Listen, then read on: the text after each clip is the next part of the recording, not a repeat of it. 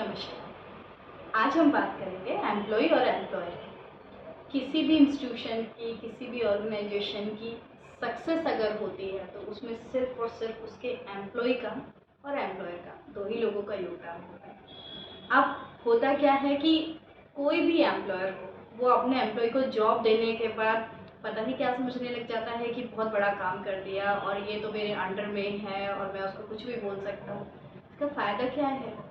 Reality में अगर आप जाएंगे ना, तो अगर किसी एम्प्लॉय ने किसी भी फर्म या ऑर्गेनाइजेशन को ज्वाइन किया है तो उसने टाइम ही नहीं दिया, उसके साथ उसने अपनी सारी इमोशंस उस ऑर्गेनाइजेशन के साथ जोड़ दी होती है। तो जब उस ड्यूरेशन में वो अपनी सारी इमोशंस लेके आया है, अपने बच्चों को छोड़ के आया है, जो भी है अपनी फैमिली को छोड़ के, और आपके इंस्टीट्यूशन में वो आ गया है, उस टाइम आपका जो बिहेवियर है उसके साथ कैसा होना चाहिए? ज़रा सोच के देखिए, कितना पोलाइट बिहेवियर होना चाहिए। ऑब्वियस है, इंसान गलतियों का पुतला होता है, एम्प्लॉय से भी गलतियां हो जाएंगी, होती भी हैं।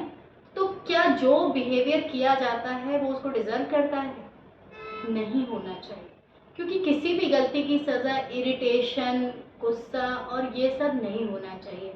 घर में भी, अगर घर की भी सक्सेस कब होती है? जब घर में एक प्यार भरा एटमॉस्फेयर हो और सब एक दूसरे की रेस्पेक्ट करें, तभी घर की प्रोग्रेस होती है। तो फर्म और इंस्टीट्यूशन की प्रोग्रेस कैसे होगी? कई बार देखा जाता है कि बहुत बड़े बड़े फर्म जो हैं वो बर्बाद हो जाते हैं। दोनों की मिस्टेक हो सकती है। तो अगर एम्प्लॉय के साथ बिहेवियर एम्प्लॉयर का अच्छा नहीं है तो उस इंस्टीट्यूशन को, उस ऑर्गेनाइजेशन को बर्बाद होने से कोई नहीं रोक सकता। दूसरी कंडीशन भी है, अगर एम्प्लॉय ऑनेस्टी से काम नहीं कर रहा तब भी ऑर्गेनाइजेशन सफल नहीं हो सकती। एम्प्लॉय क्या सोचते हैं कि मुझे कोई देख नहीं रहा, मैं जो चाहूँ कर सकता हूँ, मालिक इस समय बैठा नहीं है। वो भी गलत है, क्योंकि आपका सबसे बड़ा मालिक, आपका ईश्वर आपके अंदर है और वो एवरी मोमेंट आपको नोट कर रहा है। तो किसी से भी चीटिंग का कोई मतलब नहीं बनता। संस्था सिर्फ और सिर्फ तभी प्रोग्रेस कर पाती है जब एम्प्लॉय और एम्प्लॉयर दोनों का बिहेवियर एक कोरिलेशन में होना चाहिए। दोनों एक दूसरे की बात को समझें और एम्प्लॉय भी ये समझे कि ये मेरा भी इंस्टीट्यूट है, मेरी भी ऑर्गेनाइजेशन है, यहाँ से मेरे भी घर में पैसा जा रहा है, तो इसकी प्रोग्रेस से मुझे भी पैसा मिलेगा। और एम्प्लॉयर को ये होना चाहिए कि ये मेरे लिए काम कर रहे हैं। पता नहीं भगवान ने क्या सोच के एम्प्लॉयर को इतनी इज्जत दे दी है। हो सकता है पिछले जन्म के कुछ कर्म हो या इस जन्म के कुछ अच्छे कर्म हो, तो उसमें अहंकार नहीं होना चाहिए।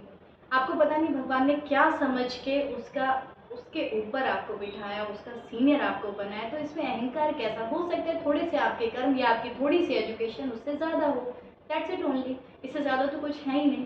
तो आपको ये राइट कभी नहीं मिलता कि आप उनके ऊपर हुकूमत करें। और कई बार तो देखा जाता है कि अगर लेडीज़ एम्प्लॉय है तब तो कहने ही क्या, तब तो इरिटेशन का वो जैसे खजाना मिल गया है कि जो चाहे जो बोला जा सकता है या इररेस्पेक्ट की जा सकती है। तो इस तरह की चीज़ों से हम कैसे सोच सकते हैं कि कोई भी ऑर्गेनाइजेशन सफल होगा? बिल्कुल नहीं होगा। हर चीज़ को सफल होने के लिए दोनों का सामंजस्य, एक कोरिलेशन बहुत बहुत ज़्यादा ज़रूरी है। कहते हैं ना, बूंद बूंद से घड़ा भरता है। तो वो बूंद बूंद कुछ भी हो सकती है। अगर अच्छी चीज़ें हम करते जा रहे हैं, उसका भी घड़ा भरेगा, छलकेगा और आपको इतना ज़्यादा मिलेगा, हम सोच भी नहीं सकते। और गलत चीज़ों से भी वही है। अगर गलत चीज़ों का भी घड़ा भर गया तो वही रावण और कंस वाली बात है कि एक एक लिमिट तक जो आपके पास सत्ता है, जो पावर है, एक लिमिट तक ही आप उसका यूज़ कर सकते हो गलत चीज़ों में। जिस दिन आपका उल्टा समय शुरू हो गया तो सब बर्बाद होना ही है। तो एक चीज़ को समझना चाहिए कि घर में भी देखा जाता है कि मेड है, जो कुछ है बोल सकते हैं, उसको हेटनेस की नज़र से देखा जाता है। भाई वो भी उसके लिए काम है। काम कोई बड़ा या छोटा नहीं होता, काम सारे काम हैं। और जो भी काम ईमानदारी से और अच्छे से किया जाए उसकी गिनती नहीं हो सकती। एक स्वीपर भी अगर हमारे सराउंडिंग को बहुत अच्छे से क्लीन कर रहा है तो हमारी लाइफ उस पर कितनी ज़्यादा बेस्ड हो गई। क्योंकि अगर हमारा सराउंडिंग ही साफ नहीं होगा, हमारा घर में भी मन नहीं लगेगा। वो जो बदबूदार घर पैदा हमारा हो जाएगा, उसमें हम कैसे रह पाएंगे? तो कितनी वैल्यू है एक स्वीपर की भी। हर चीज़ की वैल्यू है, हर एनिमल की, हर इंसेक्ट की वैल्यू है। ईश्वर ने सबकी संरचना ऐसे की है कि ये एक पूरा चक्र है, एक के बिना दूसरा आगे बढ़ ही नहीं सकता। वैसे ही इंसानों का है, सबकी ज़रूरत है, हर ऑर्गेनाइजेशन में सबकी ज़रूरत है। तो मेरा बस इतना सा व्यू है कि बिहेवियर ऐसा होना चाहिए कि जब घर से एम्प्लॉय निकले तो उसका मन खुशी से भरा हो कि आज मुझे कुछ नया सीखने को मिलेगा, मुझे कुछ नया करने को मिलेगा। एम्प्लॉय के दिमाग में ये नहीं होना चाहिए आज फिर वही जॉब है, आज फिर वही वो है। आपका काम जो भी है आपके लिए बड़ा है या छोटा है, बट वही आपका काम है, भगवान ने आपको उसी काम के लिए चुना है, उसी में अपनी वैल्यू दिखाइए, उसी को अच्छे से करिए। पैसा तो जितना मिलना है तय है, और ऐसे पैसे का भी क्या करेंगे जो आपके लिए सही जगह यूटिलाइजेशन नहीं हो। पैसा हमारा आए, ईमानदारी से कमाया हुआ पैसा बीमारी से भी आपको बचाएगा और आपके घर में खुशहाली भी लेके आएगा, और कैसी बड़ी बड़ी प्रॉब्लम से हमें बचा लेता है हम सोच भी नहीं सकते। दूसरी तरफ इलीगल तरीक़ों से कमाया हुआ पैसा कभी भी, किसी भी एम्प्लॉय के साथ चीटिंग किया हुआ पैसा हमारे काम कभी नहीं आएगा। एक छोटी सी स्टोरी से इसको मैं एक्सप्लेन करती हूँ। एक बार गुरु नानक जी किसी गांव में गए और वहाँ पे उनको एक बड़े सेठ ने निमंत्रण दिया कि आप मेरे घर खाना खाने आइए, और साथ ही एक गरीब किसान ने भी उनको निमंत्रण दिया कि आप मेरे घर खाना खाने आइए। तो गुरु नानक जी अगले दिन बड़े सेठ के घर नहीं गए, जहाँ बहुत बड़ा भंडारा लगा हुआ था, बहुत सारे लोग आए हुए थे, उनके घर वो नहीं गए, वो उसके गरीब किसान के घर गए। वहाँ उन्होंने सूखी रोटी प्याज के साथ खाई। अगले दिन जब गुरु नानक जी सबको संदेश देने लगे तो दोनों किसान भी वहाँ पे आया, वो बड़ा सेठ भी वहाँ पे आया। तो सेठ ने गुरु नानक जी से पूछा कि गुरुजी आप उनके घर खाना खाने गए, आप मेरे घर खाना खाने नहीं आए, जबकि मेरे घर तो आपको इतने तरह के पकवान मिलते और इतने सारे लोगों से आप जान पहचान होते, बड़ी बड़ी मैंने आपके लिए बहुत व्यवस्था की थी सोने की, बैठने के लिए। किसान के घर तो आप एक फटी हुई चादर पे बैठे थे। तो गुरु नानक जी ने कहा ठीक है, जो खाना मैंने कल नहीं खाया वो आप आज मेरे लिए ले आओ, और किसान को भी बोला जो खाना मैंने कल खाया था वैसा ही खाना आज भी ले आओ। दोनों ने अपनी अपनी थालियां सजाई और लेके आए। जैसे ही गुरु नानक जी ने, सेठ के थाली में बहुत सारे खाने थे, पकवान थे, हलवा पूरी खीर सब कुछ था।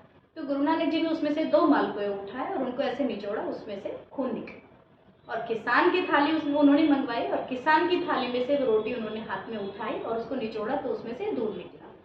तो गुरु नानक जी ने उस सेठ को एक्सप्लेन किया कि देखो ये डिफरेंस है दोनों में, कि आपने जो ये पैसा कमाया हुआ है ये दूसरे का शोषण करके, दूसरे को दुख देके, उसके अधिकारों का हनन करके आपने कमाया है, तो इसमें खून है, किसी गरीब का खून इसमें मिला हुआ, मैं वो भोजन ग्रहण नहीं कर सकता। जबकि इस गरीब किसान ने बहुत ही मेहनत से, बिना किसी को परेशान करते हुए, अपनी मेहनत से ये भोजन कमाया है, और ये भगवान के लिए जैसा पवित्र है वैसा ही मेरे लिए भी पवित्र है, तो मैंने इसको ग्रहण किया। तो इस कहानी से हम समझ सकते हैं कि हमारा काम ईमानदारी वाला होना चाहिए, अपने देश के लिए, अपने समाज को आगे बढ़ाने वाला होना चाहिए।